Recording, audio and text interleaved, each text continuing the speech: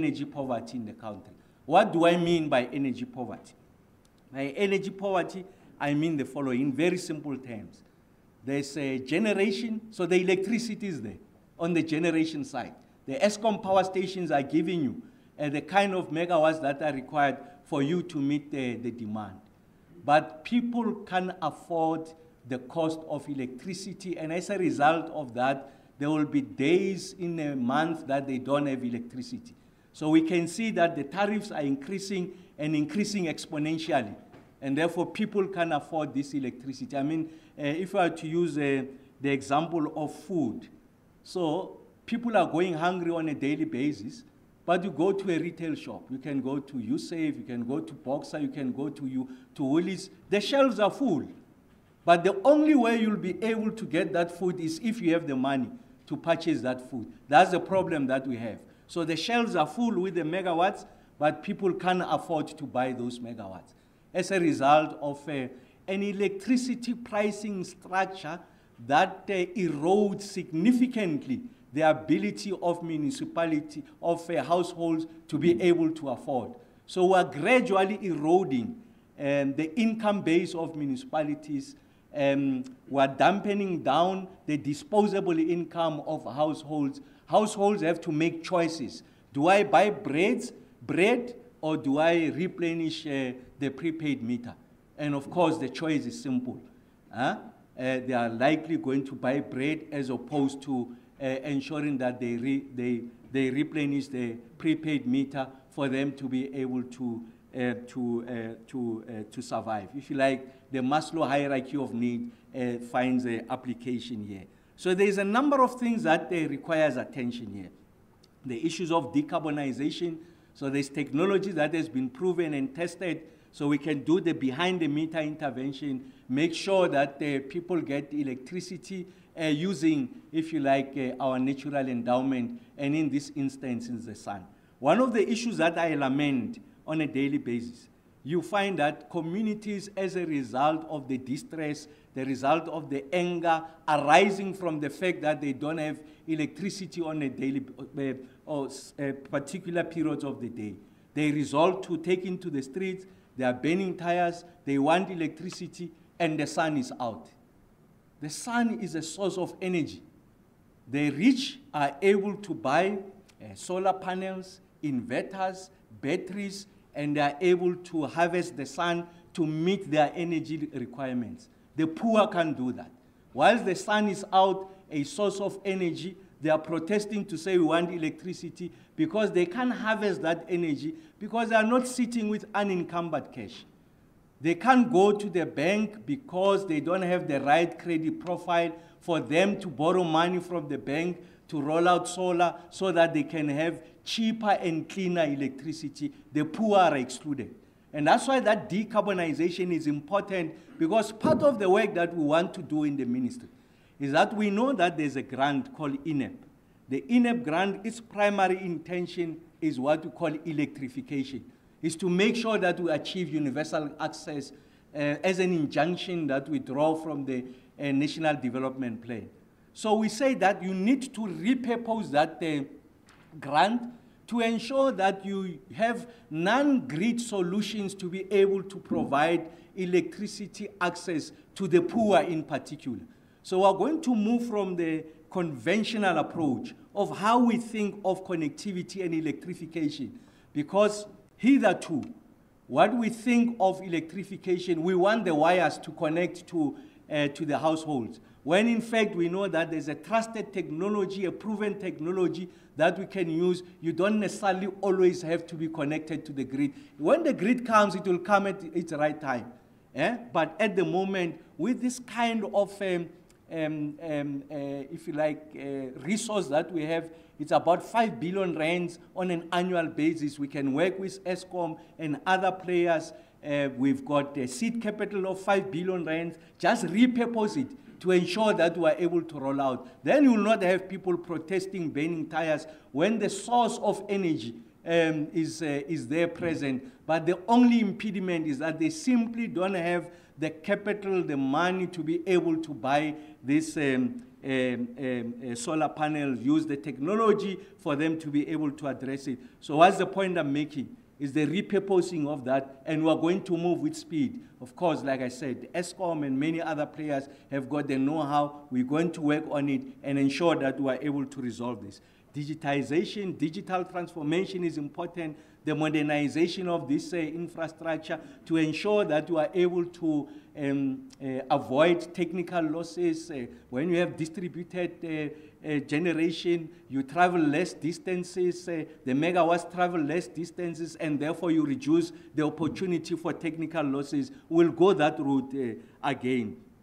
Decentralization talks to exactly that, the distributed grid. So you don't have to have wires stretching for 3,000 kilometers for them to be able to reach the end consumer. You can do a distributed grid. Closer to consumption, you can have an opportunity for you to generate because technology allows you to do that, and therefore we become more and more efficient. And then democratization, which simply means that there can be new generators of electricity. We don't have to rely on ESCOM, and then there can be other off-takers. They don't have to rely on ESCOM. You have democratized the space. So those are the kind of things that we are bringing into the space. I want to say there is nothing novel about what I'm suggesting. There's nothing new.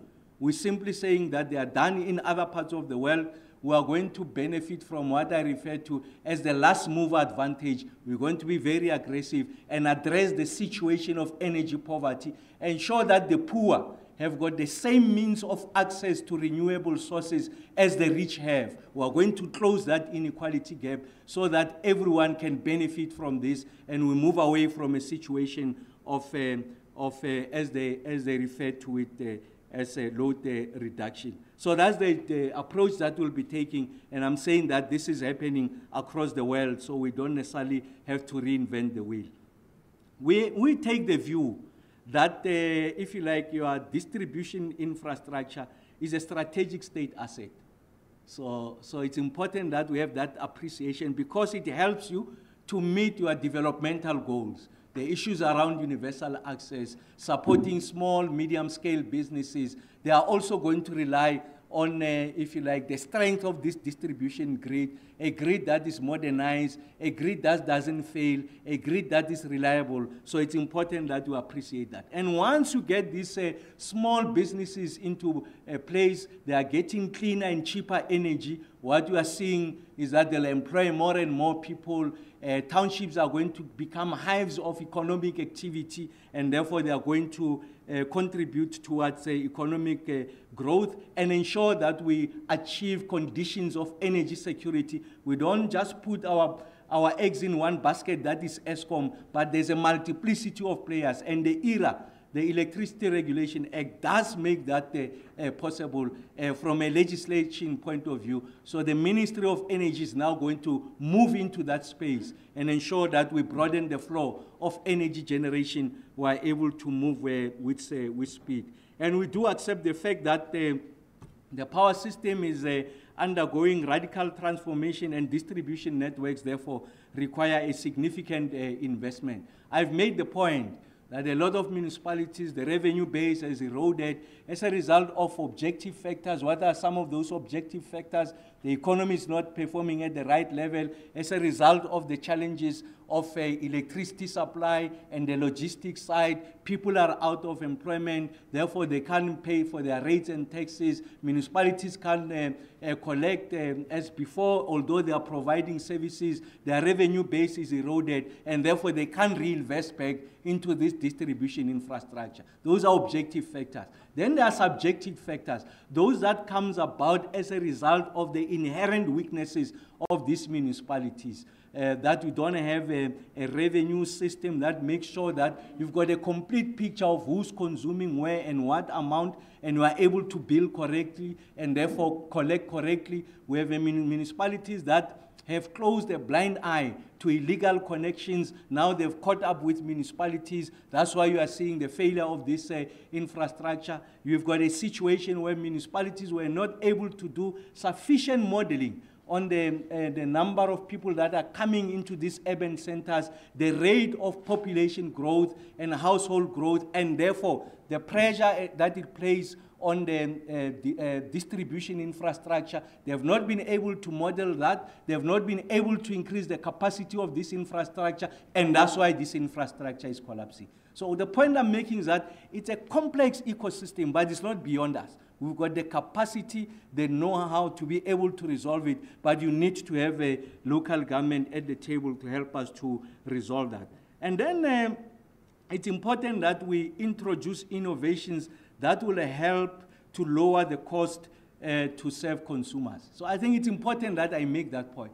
Look, the rate at which the municipal electricity tariff, the ESCOM tariffs are increasing is unsustainable. It's an untenable situation. We are seeing it even in the developed countries, the Western democratic countries. They are experiencing these challenges. There's been a wave of elections there that people decide to go right or left is, amongst others, a function of the pricing structure of electricity. The poor are left out. And you are getting to a situation where the lower middle class, your public servants, also cannot afford the cost of electricity in this country. So as we speak now, it's an affordability question. Over a period of time, if you don't address it, it's a national security problem. Because people are not going to fold their arms and not be able to afford that which is their right, that helps them to live quality lives, that should support their ability to self-generate income through their own businesses, is becoming unacceptable. It also has got inflationary pressures. As ESCOM applies for these tariff increases, municipalities on the back of that, they add a surcharge. The cost of doing business is increasing. People are going to find it difficult now to afford food, as they do as I speak to you now. Many still are having a similar problem. And that problem is likely going to become acute over a period of time. And that's why we must resolve this question with the urgency that it deserves. And that's the kind of attention that we're going to give to this question. We've got a track record of attending to complex questions with speed, decisiveness, but also our interventions are efficacious. They achieve the kind of efficacies that we want. What are some of the systematic challenges on the distribution side?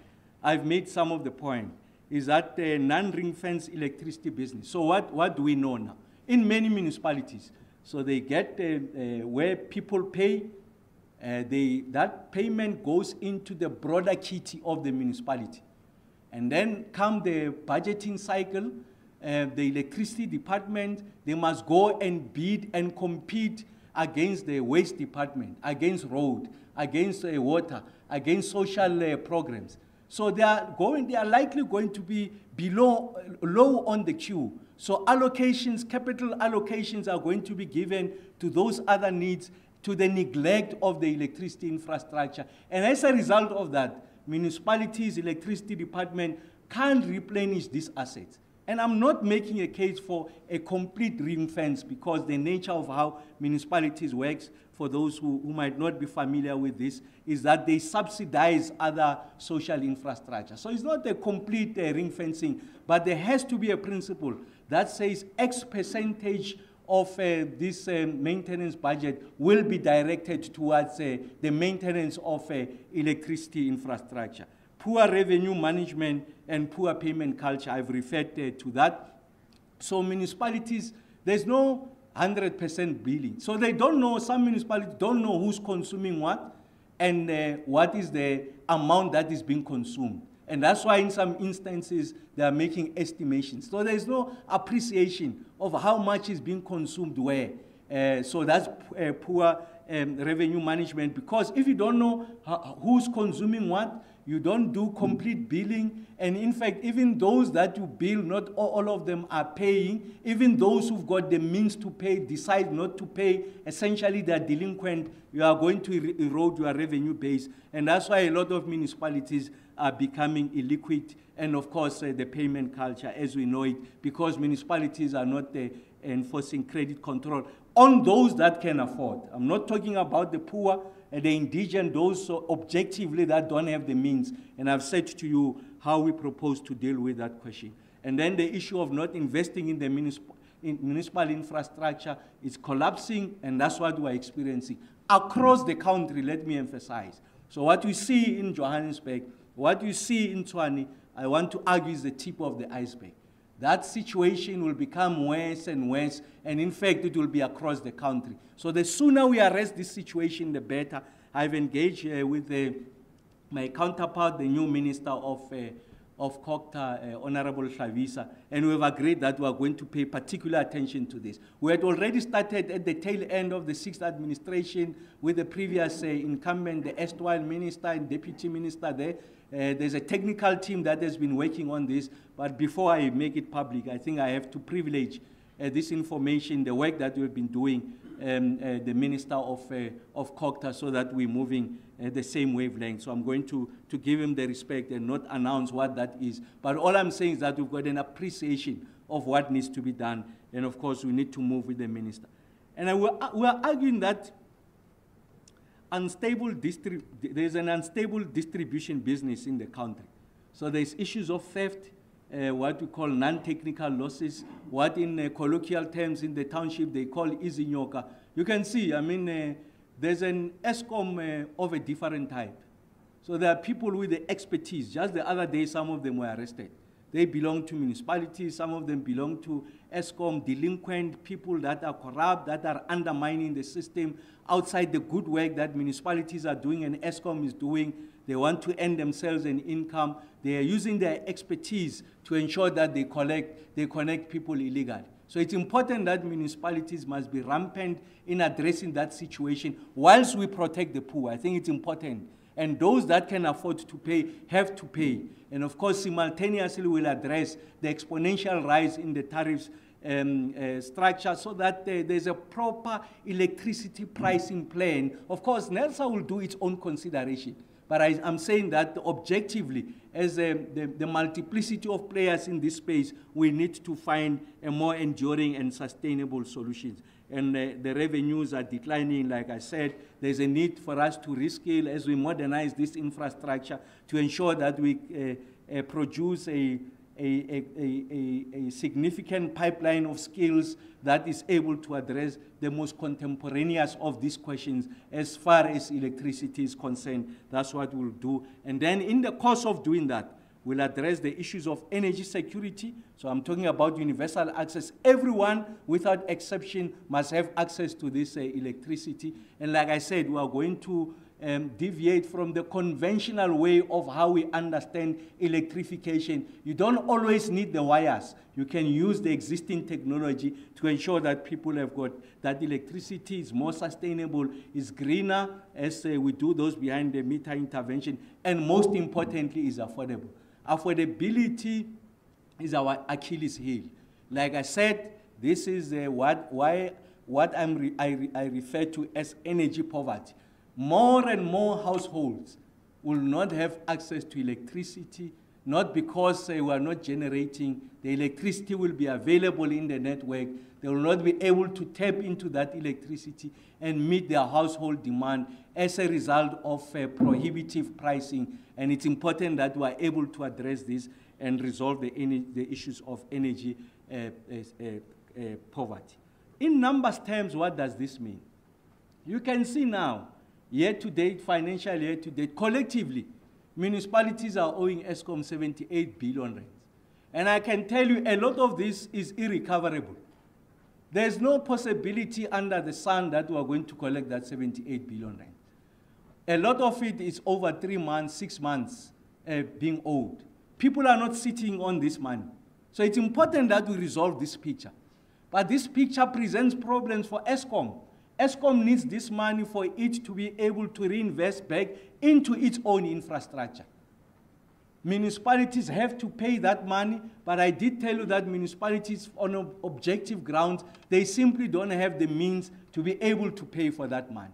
So in that solution, you must protect the interests of ESCOM as a going concern, ensure that municipalities are able to collect, but also protect the interest of the user. Because when that distribution infrastructure fails, that is providing electricity to 50 houses, there will be 10 to 15, 20 houses that have been paying diligently, but they are collateral damage.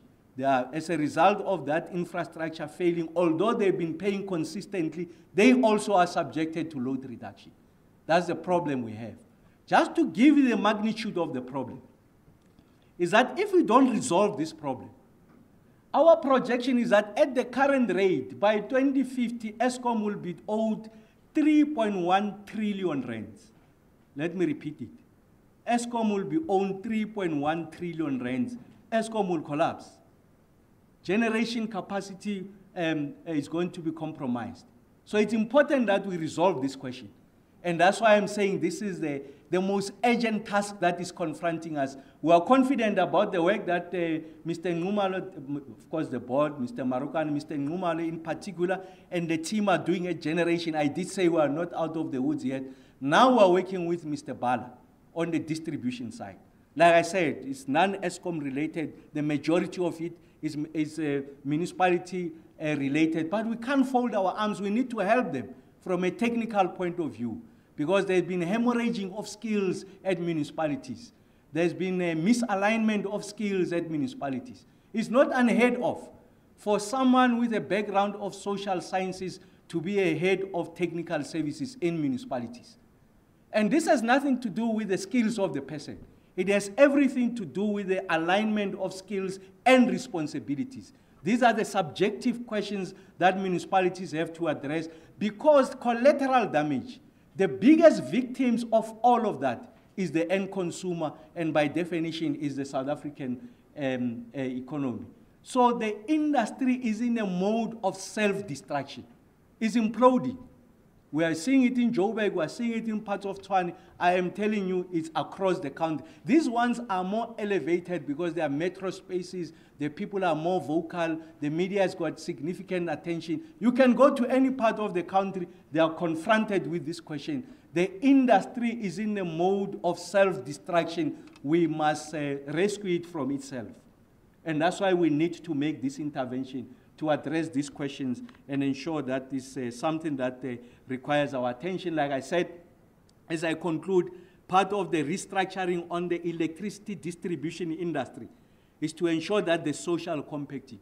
We need to engage, if you like, civic leaders, leaders of communities, so that we are able to separate those who can afford from those who can't afford. And those who can afford must pay. Those who can't afford, the state must look after them and address this question of what in the townships we call izinyok.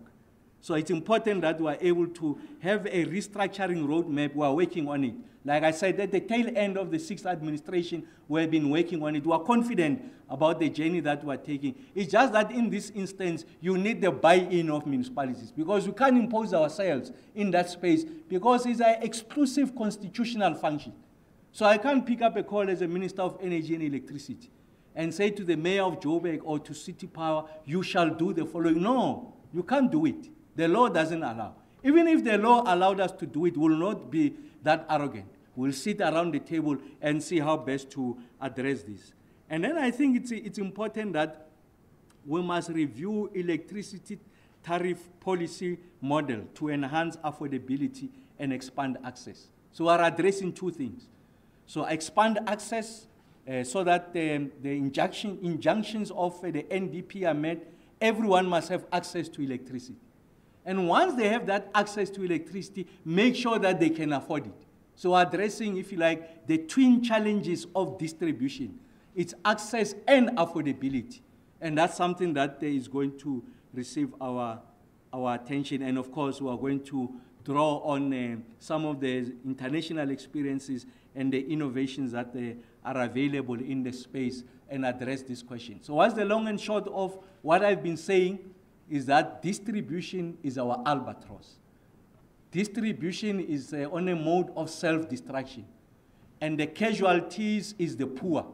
They are the ones who are subjected to conditions of load reduction in the main. And even those who are diligent payers are subjected to load reduction. This can't continue any further. It's important that we arrest it so that we are able to ensure that the country is able to achieve its developmental objectives. Thank you very much, Tiki.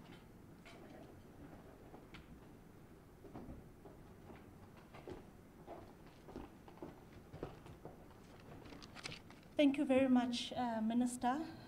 Firstly, for that contextual recap on the implementation of the Energy Action Plan, which has evidently addressed the severity and the frequency of load shedding, as we can all see. But also, colleagues, the Minister has importantly outlined how the Ministry intends to continue to be seized with the most pressing and the most immediate issues affecting South Africans in the electricity space, as it relates to energy poverty, which is located in the distribution sphere. With that, colleagues, I wish to now open the floor to questions from members of the media. We will follow our established protocol, which is to start with those who are with us in the room. You'll introduce yourself and the media house that you represent, and then we'll also open the floor to questions from our online platform. So colleagues, by a show of hands, do we have questions in the room? There's a microphone. Takalani, can you, Itumeleng, there's Heidi, and then you'll go to the gentleman behind the camera. We'll start with Heidi, thanks. Okay. Hi, Tim Cox. I'm the chief correspondent for Reuters. So just obviously at Lumen there's no one who isn't impressed with the way things have been turned around. But a lot of it is about cranking up the coal-fired power stations, and then there was that sort of delaying the decommissioning of those coal-fired plants as part of the plan just to stabilise the base load. And I just wondered, how does that impact your meeting the Paris climate agreement? Because Eskom does say that it's still going to try and meet its target of reducing emissions by 70 million tonnes a year. I just wondered how you're going to kind of square that circle, given that how much emphasis there is on coal. Also, just relatedly on that point, how is your approach to this going to differ from your predecessor, who had, who made his hostility to renewable energy on several occasions quite open? Anyway, yeah.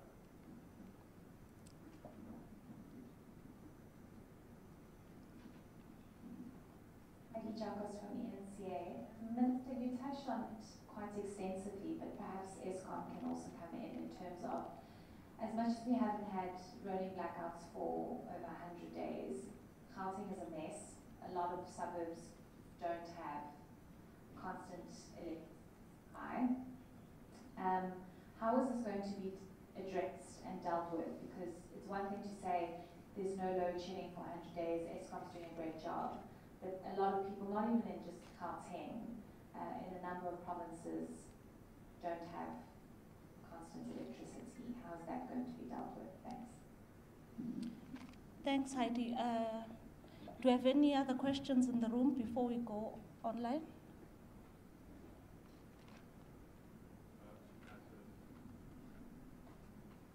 Minister Zola Sholwana from Newsroom Africa. You spoke about municipalities that own billions of rands, and this is not the first time we hear about this. Perhaps Eskom can also respond in this one.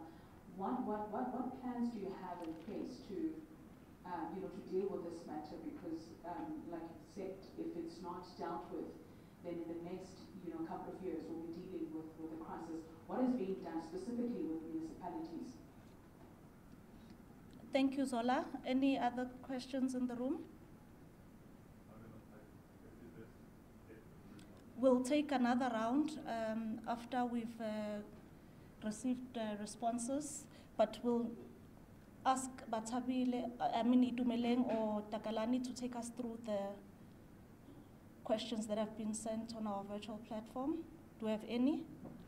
No, thank you, Takani. Good morning to everyone. I think we have closer to 15 questions. You can advise as to how we can go about them. Okay, so let's take all of them. It's fine. Okay, thank you. The first two questions are coming from Ramis Omaji, who is representing News 24. And he said the minister mentioned ESCOM managed to recoup 6,000 megawatts. And the two questions are, please provide clarity over what time frame this has happened and how much of that generation recovery can be attributed to running power stations without pollution controls. And the second one is directed to ESCOM. And is there any update on the license extension for Quebec? And is Unit 2 still on track to return to service in September? And the next 6 set of questions from Elmo Plus Independent Media. Number 1, how many days in the testing phase did Kgosientsho Unit 5 achieve 800 megawatts? And what is ESCOM's demand forecast for 2024?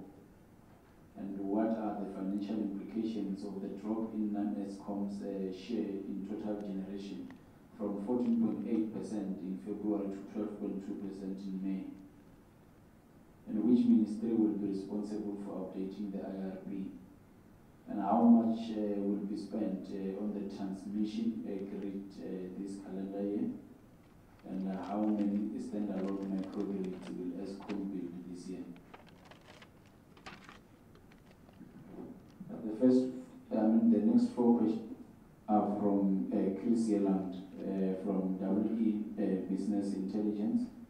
And the first one, will Minister Ramokgopa be taking over the Integrated Resource Plan for Electricity, the Integrated Energy Plan, and the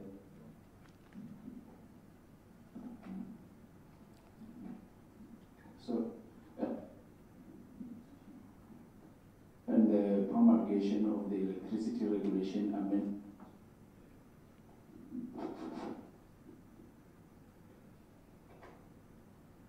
You were audible, Takalani. Okay, thank you. If I can maybe go through this question again. Will the minister be taking over the Integrated Resource Plan for Electricity, the Integrated Energy Plan, and the promulgation of the Electricity Regulation Amendment Bill into law? And when do you expect the IRP to be published?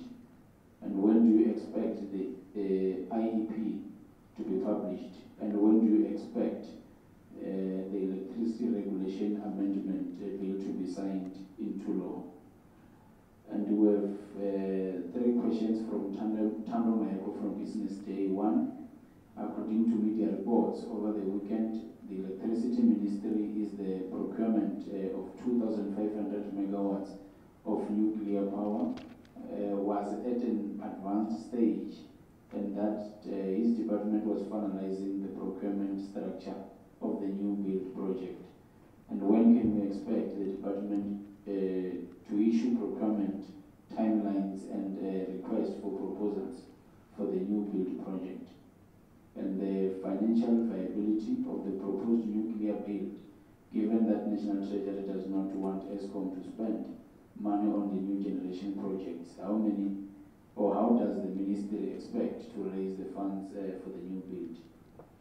And the third question, the DA is currently challenging the NESA decision to concur with the procurement of nuclear power, with the matter set down for October this year.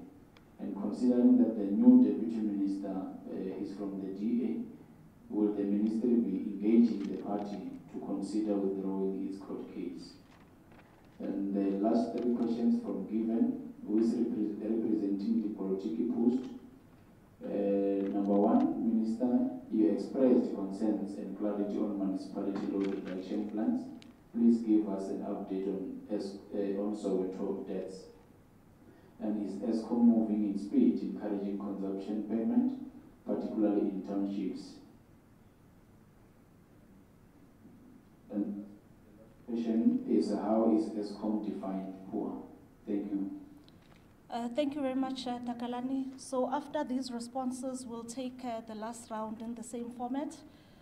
I think we'll start with Mr. Bala on the questions related to municipality debt. He'll be followed by Mr. Ngomalo on some of the other issues that pertain to generation. and then the Minister will sort of give an overview on some of the responses and the questions. Thanks.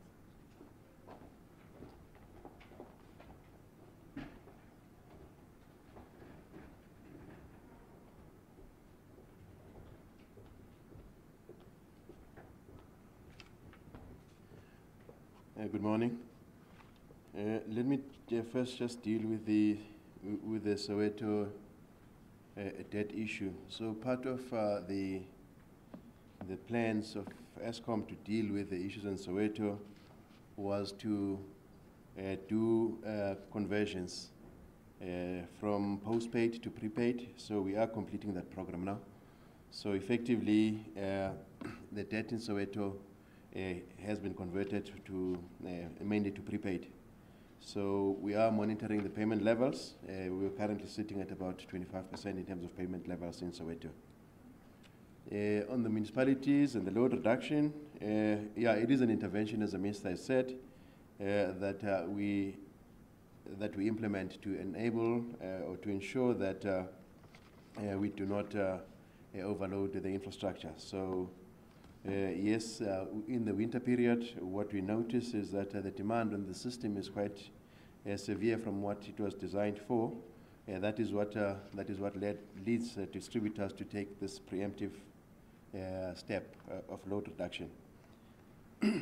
As we deal with the the issues as distributors within the municipalities, yeah, I think the investment in the infrastructure of municipalities is going to be key going forward. There was a question on the number of microgrids that Eskom is doing. Through the INEP program, we are rolling out 33 microgrids in the year 24-25. So the number is 33.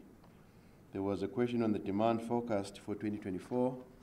We have seen in the last week and a half or so demand go up to in excess of 33,000 megawatts. Fortunately, we were able to ride through that storm. We are comfortable that we have got sufficient reserves to deal with the demand that is currently in the system. But the projected demand is 33 gigawatts and below.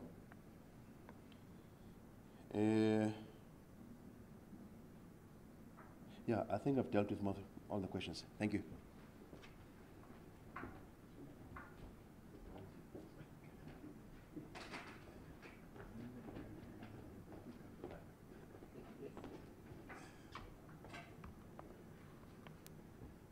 Thank you, Tsakane. Good morning to the members of the media and our Honorable Minister and the Deputy Minister.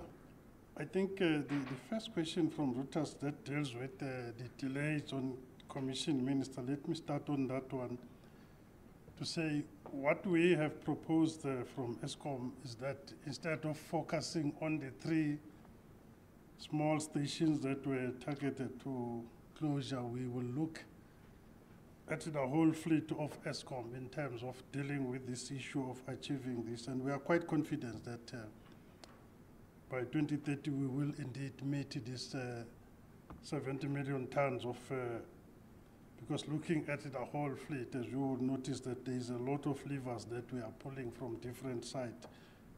So we are of a view that even though we are running this plant for until 2030, that we will still definitely meeting the commitment in terms of the CO2 emissions, looking at the whole fleet as well, like I've indicated. And then the second question, Chair, was with regard to return of 6,000 megawatt. I think you've clarified that one is currently on the numbers in terms of the improvement on the coal. And then more specifically from News 24 was the issue of Quebec license. I think we know now that currently the regulator is in the process of reviewing that, so we are waiting for the regulator until the regulator is giving us that feedback, so we really can comment on that. We're hopeful that the regulator would give us feedback sometimes very soon as well. And then there was also the question about Quebec return. I say that we have taken the lessons from the last year in September. So most of the work should have been done, but with the commissioning that we will do, I think the latest, it goes to somewhere in the middle of October. But we are quite confident this time around that it will go much better than the previous year. We have had some minor delays with some of the work that we needed to do there. But luckily, most of the work we could do in parallel as well on the maintenance side. So the steam generator replacement remained a key critical factor, but we are hopeful that by mid-October, the unit should be back on load as well.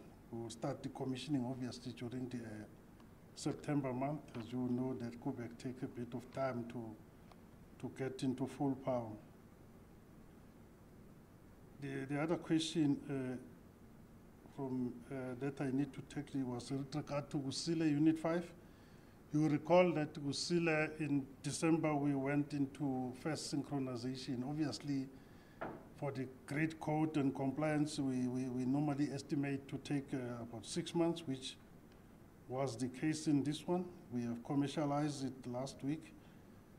So in terms of the questions of how long it took for Kusile to get to 800, I think the good news is that we have taken the lessons from Medupi and also from the rest of the Kusile. This unit has been giving 800 almost from month number 1 of, so as early as in January as well. So it will go, but obviously with the testing, there is some restrictions on that. So we've been getting this, especially during the peak hours. We will then move the test to allow the machine to run to full load. So I think, like any other units that is coming through, we've seen it with Kusile 4 as well, that the machines performs quite well from the few weeks after it's synchronized, it get to full load, and then obviously with the testing. So it continues to deliver the full power now, but it has been intermittent now, but now we are in full control of it because there's no more testing that need to be done. I think Monde touched on the microgrid. I think Minister, those were the key ones. Yeah, it's good that at least now we are sharing with my colleagues.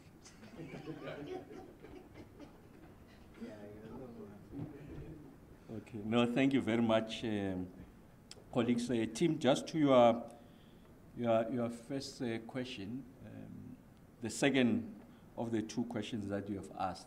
So one of the things that I'll be doing, I started last week, is to engage with all the key players in the ecosystem of the renewable energy space.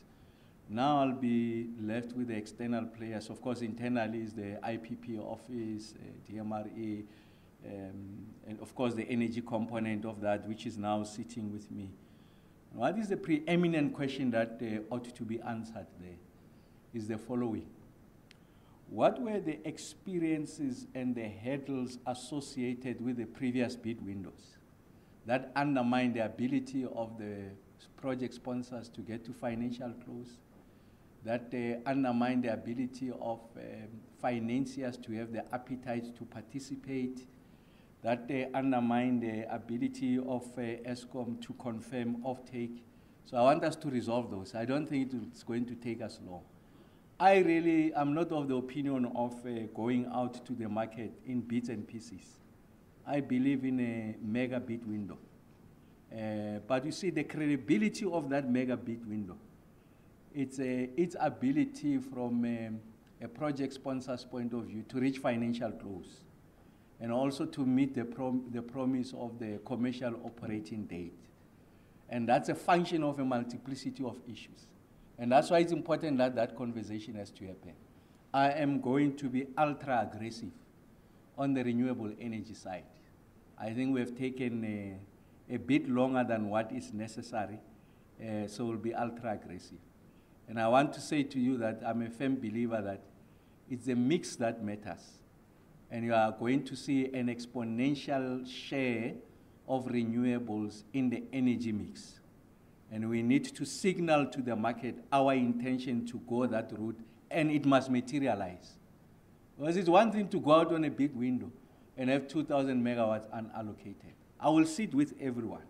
We agree, the commercial banks, project sponsors, ESCOM, IPP, the certainty I'm going out. So let's show the country and the rest of the world that we can do it. We are going to be the leaders on this continent in relation to renewables. I think it's important I make that point. But it's important that before we go into the next phase, we have a full appreciation of what those issues are. Should not take us long, and I'm sure they've documented them somewhere. And collectively we agree. Now we are going this route. And then we are able to announce to the market. And of course, another important component there is engagement with my counterpart, Minister Tau. Because once you go this mega big window, when I say mega, I'm saying it will be bigger than the other big windows that we have seen. What scale? I'll answer that question at the right time. But I'm sure that it will not be, it will be something unprecedented. From a scale point of view, of course, consistent with the IRP.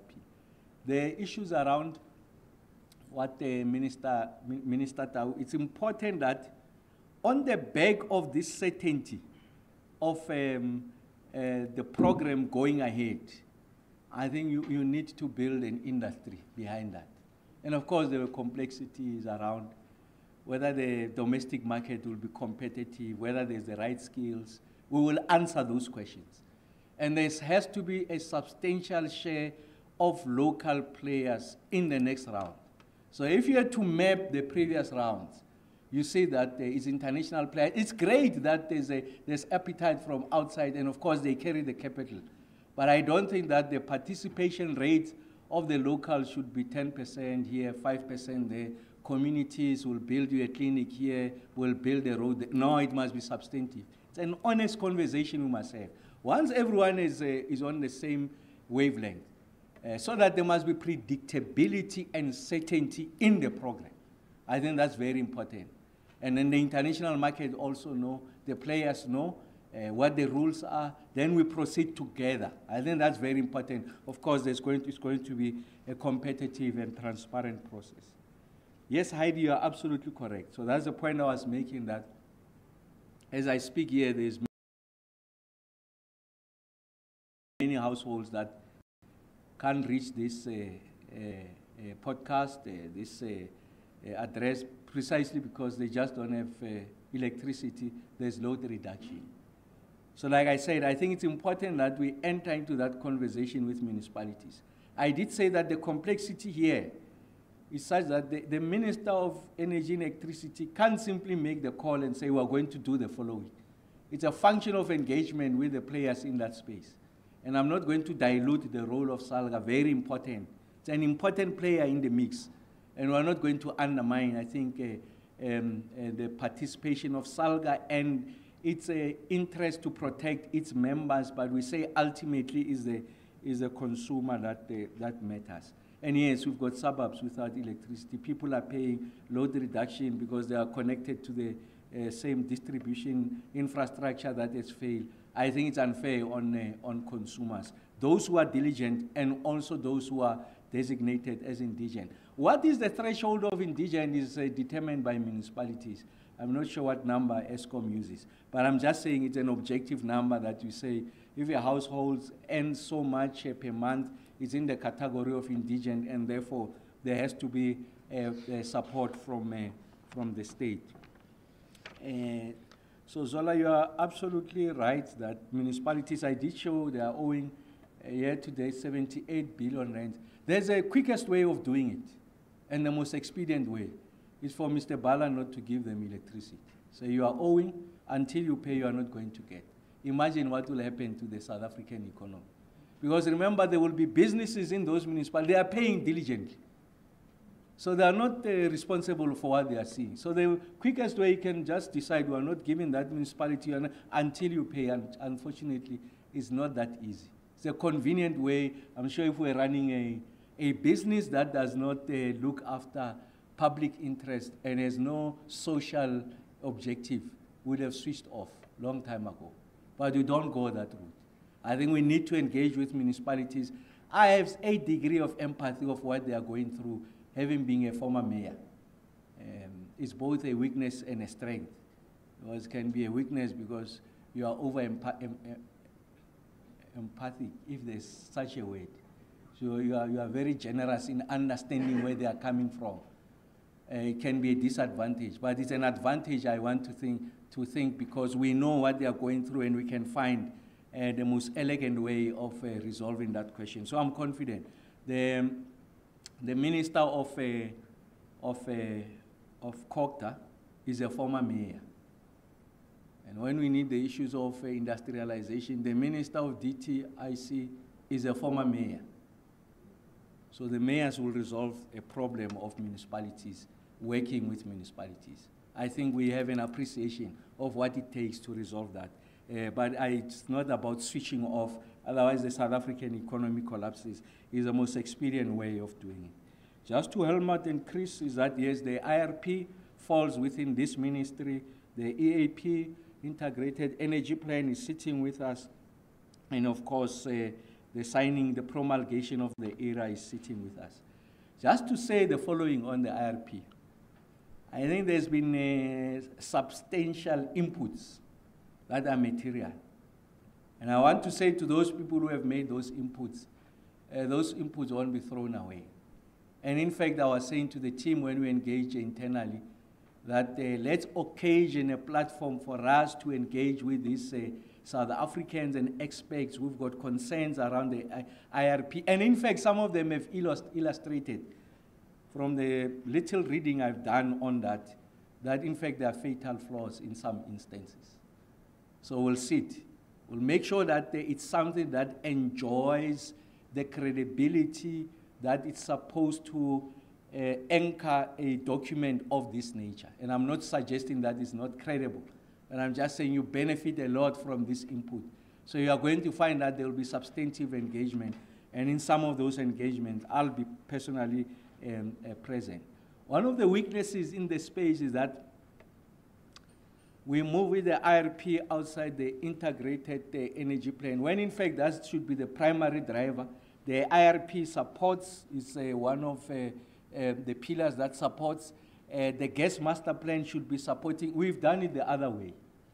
So you start at the end. So, and of course the gas master plan. Those conversations must happen, very difficult. A lot of the players say, but these are what we think are chronic weaknesses in this, we'll engage with them. If it calls for a substantial review, we'll do it.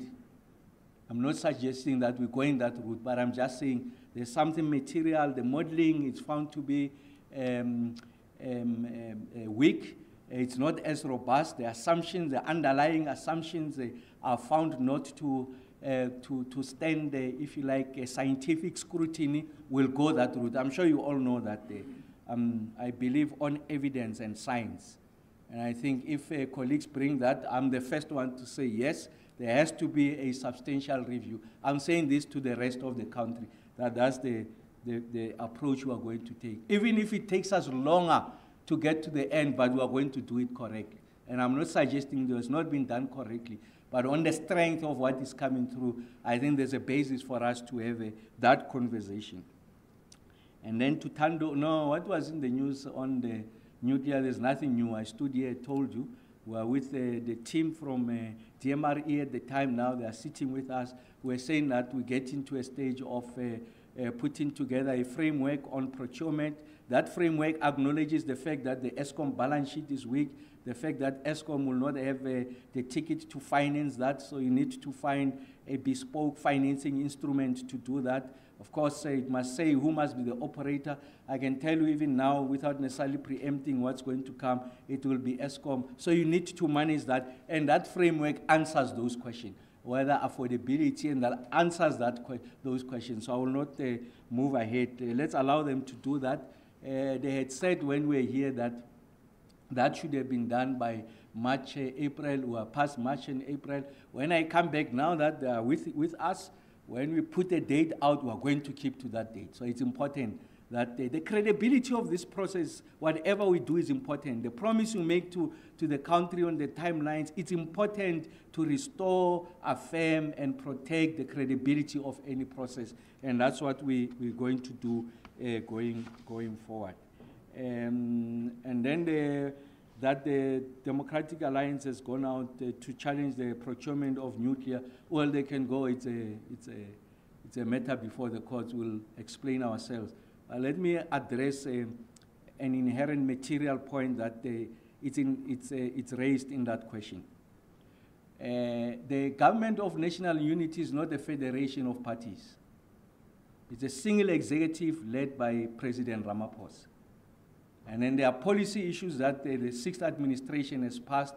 Those are going to be protected going into the future. So I think it's important. This nuclear procurement program, it's a government program consistent with the IRP 2019. We are proceeding with it. And the executive will defend through the Minister of Energy and Electricity our position. And any player has got a right to go to court. We'll clarify ourselves, and the court will make that determination.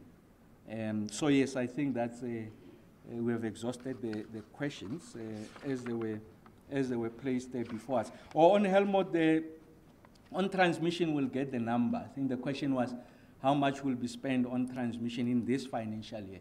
I don't have that answer now, but we will come back, Helmut, on that to you and the rest of the media houses. Thanks.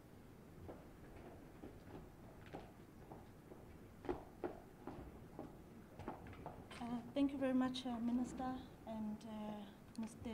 Ngumalo and Mr. Bala.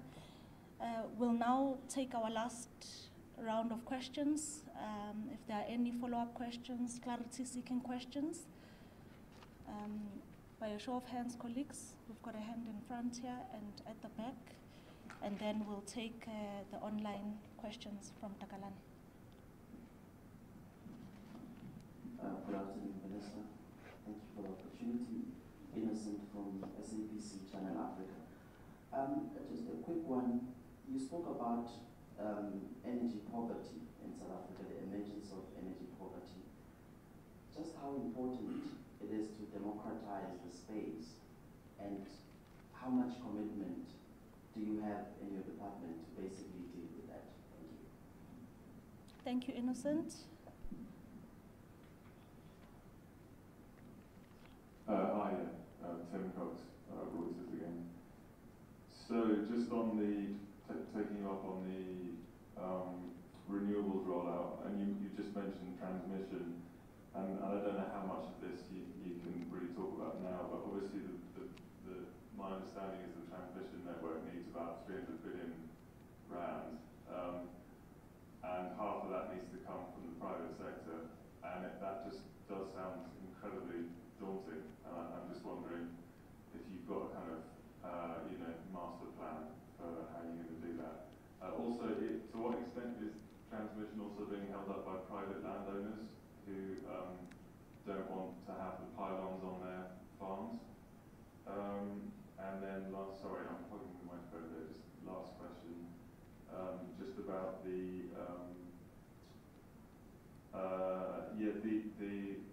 when you said you are going to roll out renewables much more aggressively, does your plan to do that make it possible or even likely that you will be able to meet these emissions targets before 2030? And if not, are you going to renegotiate the terms of this not very generous deal you've got with the donors? Thank you. We'll take the last hand in the room before going to Takalani. Hi, it's Julia Evans from Daily Maverick. Thank you for organizing the meeting. I just wanted to know a bit more about the plan for a new nuclear plant that Times reported on yesterday. And then also just regarding Tim's question, or the initial question about the fact that us delaying the decommissioning of the coal plants won't affect our commitments with our national German contributions.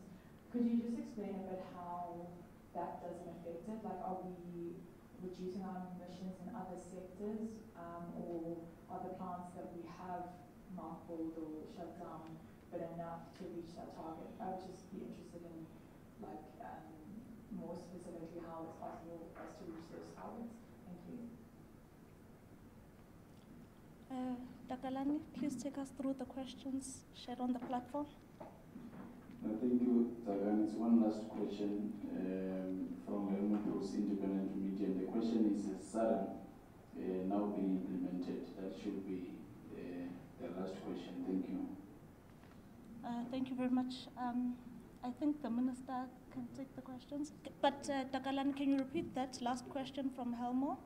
The question is, has SAREM, I want to believe that maybe it's the abbreviation of something, SAREM, it says, has SAREM now been implemented? I think we need clarity from Helmo. Perhaps as we respond to the other questions, Helmo can clarify on the platform as to what the abbreviation is, because it's not quite clear. So we'll take the minister who will respond to the questions posed, whilst Helmo clarifies his question further. Oh, okay. All right, the minister will respond to all the questions, including Helmo's question. Thanks. Thank you very much. No, Innocent, you are absolutely correct. So although you make the point that energy poverty is something that is likely going to be experienced in the future, I make a different point. And that different point is in my own calculation. We're experiencing energy poverty as I speak to you now. So outside the issues of load reduction, you go to townships, people who are relying on grants, who are not accommodated in the indigent policy, people who live on what you call peace jobs. So these are people who offer their labor on a daily basis. So they don't have the kind of benefits that come with people who are employed permanent. So they're not guaranteed a salary, and they're unemployed. They simply can't afford this electricity, especially on the back of the steep tariff increases. So it's important that we fashion a solution on how best to address that situation. And I'm confident that the kind of work that Monday is referred to, those microgrids, and one of the areas that we are discussing is the repurposing of that INEP just to direct it to the work that Monday is doing. So what Monday, the head of generation, must give us the confidence is the speed with which he's able to roll out these microgrids. I'm sure he has done pilots, so he knows what it takes. Ensure that the components are manufactured locally, so that on the back of this, you are also resolving a different problem. So I think ESCOM is an excellent candidate, Mr. Bala, in relation to the entirety of this INEP. Of course, you're going to have a new conversation with municipalities. They'll say, but we're using this money to fix this, to fix that. We have seen that that's not sufficient. So you spread it across 200 plus municipalities. So if you see it as just one ticket and design a program that is intended to ensure that there's universal access, but it is responding to clean technologies and is addressing affordability, the work that Mr. Bala is doing will help us to address the three questions. That's the point that I am making. So you don't have to go through traditional ways of thinking of electrification, that is the ESCOM and the municipal wires. We must think of it differently. We are reshaping that space, Innocent. Tim, in fact, the size of the ticket in relation to transmission has been put to about 390 billion rands. And you are absolutely correct. The ESCOM balance sheet will not be in a position to carry that. So one of the conversations we have had with the National Transmission Company of South Africa, I think around February or so, we had done some work ourselves on what the options are, a bespoke instrument to help us to finance and roll out, address the capacity of industry to meet the speed of the rollout, the technical requirement outside the financing. So we will give that space to NTCSA to come back to us. So I'll be meeting them, I think, next week, and then we should be able to come out. So I don't want to overreach, because that's the relationship we have that will move together, I think, as the NTCSA. You are absolutely correct. So one of the challenges historically was land access. So you also have people who are speculating. So people have sight of what ESCOM is going to do, because one way or the other they are able to get into the ESCOM way of where they are going to prioritize this. So what they do, they offer farmer X this amount of money, the farmer accepts it, and then they sell it to ESCOM at an escalated price. The second one challenge we had was just a farmer saying, no, you'll not go through my land. So one of the instruments that was not used sufficiently was expropriation. So we're going to use the expropriation route, and in fact, we have found a way of doing it quicker, but without undermining our responsibility to first engage with the landowner and offer what we think is market-related.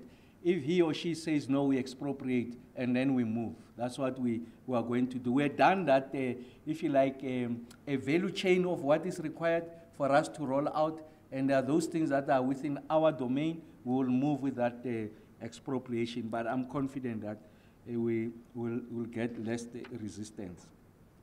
And then on the emissions target, yes, I think once we go this route on renewables and the like, it's going to help us on the reducing the emission, Julia. We're confident that if we get the scale and the pace of renewables, I think it's got a way of offsetting, if you like, the delayed decommissioning. But what Mr. Ngumara said, even our modeling suggests that we should be able to meet the 2030 targets. It could be that by 2027, 2028, we are not yet there, but by 2030, Julia, we think that we should be there. And Julia, on the nuclear program, I did say that let's allow the team to work, and once we agree on the framework of procurement and all of those questions, important questions we have asked, we'll be able to share with you. I did say that that value system of engagement will remain even in the 7th administration. We're going to be candid and transparent. I won't hide anything from you, the general public, so that we get to know what we're getting ourselves into. We're not getting ourselves into some of these programs with our eyes closed. We'll forever protect the sovereign interest. Everything is going to subordinate to the sovereign interest. And like I said, there is nothing to be hidden about the work that is done by the ministry. And in fact, if anything, we'll be engaging you more. On the SAREM one, I was advised by the table there and says it's a master plan for renewable rollout. It's an ongoing program, Helmut. If this answer is not sufficient, I'm sure we'll come back. But like I said, I mean, when I answered Tim's question earlier on, it's just to understand what has been our experiences with the various bid windows, how best we correct those, and then we are pushing now so that we signal to the market, we are able to build the industry behind that because there's an appreciation of scale. But what is important is that you must deliver on that program because it's the credibility of the program. People won't believe statements that I'm making. They'll believe when, in fact, the program is indeed rolled out. We move quicker, financial close, and the private sector must meet their commercial operating date and all of that. Everyone has got an obligation. We'll meet our obligations, and that's why we're saying that we need to engage with private sector so that they meet their obligations. If anyone meets on defaults on his or her obligation, this program will be discredited. So it takes more than two to tango in this instance, and that's why you need to pull them in a room.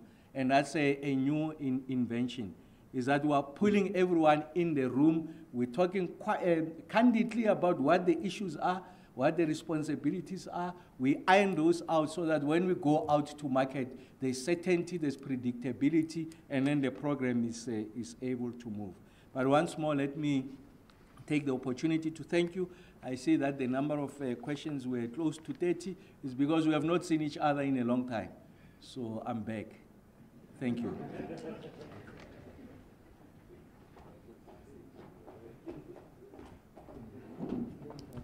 Colleagues, with that, we have come to the end of today's media briefing.